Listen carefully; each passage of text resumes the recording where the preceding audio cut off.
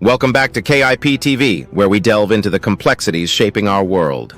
Today's intriguing topic examines the possibility of global events being orchestrated and interconnected to produce specific outcomes. We're not here to promote fear or unfounded theories, but rather to foster informed debate and critical thinking. Imagine if these events were linked in a way to achieve certain goals or specific outcomes. For instance, could they be designed to consolidate political power, manipulate economic markets, or influence international relations? Our aim is to unravel these possibilities and encourage viewers to think beyond the superficial narratives. The power of perception, understanding false flag events. What exactly is a false flag event?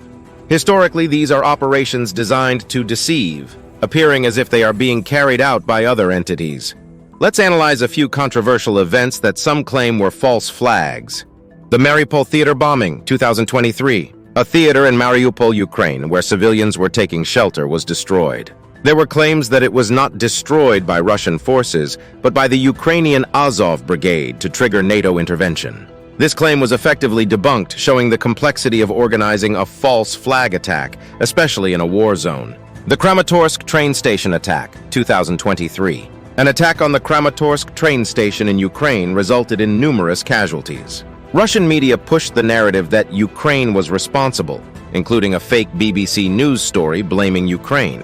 Evidence suggested the use of a missile type used by Russian forces, countering the false flag narrative. The Bucha Massacre, 2023.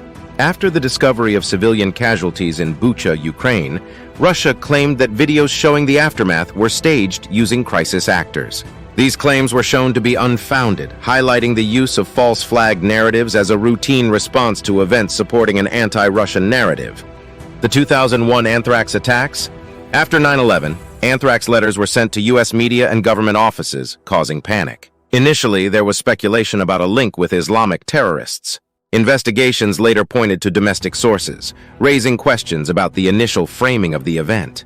The 2013 Ghouta chemical attack. A chemical weapon attack in the Syrian civil war with high civilian casualties. Western governments accused the Syrian government. Others suggested it could be a false flag to justify foreign intervention. These examples demonstrate the modern use of false flag narratives in conflict zones, where one side accuses the other of staging events to gain international sympathy or justify military actions. Balancing safety and freedom. Can safety measures go too far, infringing on our freedoms? Where should the line be drawn? The media's influence on public perception. How does the media shape our view of government narratives? We'll look at examples of media bias and the spread of misinformation during crises. Selective reporting. Media outlets often choose to report certain events while ignoring others, shaping public perception by controlling the narrative. Use of emotional language. Using emotionally charged or loaded language can be used to manipulate public sentiment, either to provoke fear or to rally support for a particular viewpoint. Framing and spin.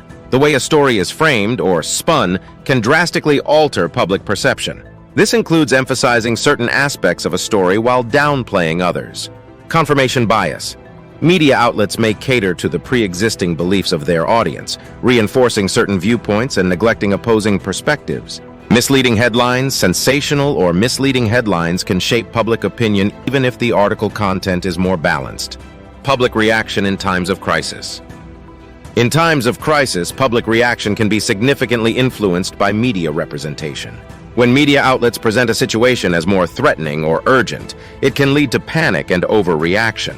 Alternatively, downplaying serious issues can lead to complacency and inadequate preparation or response. The spread of misinformation during crises, especially through social media, can further complicate public reaction, leading to confusion and mistrust. Public responses to crises are also shaped by the media coverage, cultural, historical, and social factors, which can dictate whether the reaction is one of collective solidarity or individualistic panic. Safeguarding against abuse of power. What safeguards exist against the misuse of government power during crises? And how will the legal, political, and societal checks and balances be implemented when government overreach or abuse is committed? Staying informed, vigilant, and engaged is part and parcel in safeguarding our God-given rights and freedoms. As we've seen, the lines between safety, security, and control can be blurry. It's crucial for us to stay informed, ask questions, and participate in the democratic process. If this video has sparked your interest, please support our channel with a like, share, and subscribe. Your engagement is invaluable to us. Thank you for tuning in to the complex world of government narratives and public perception.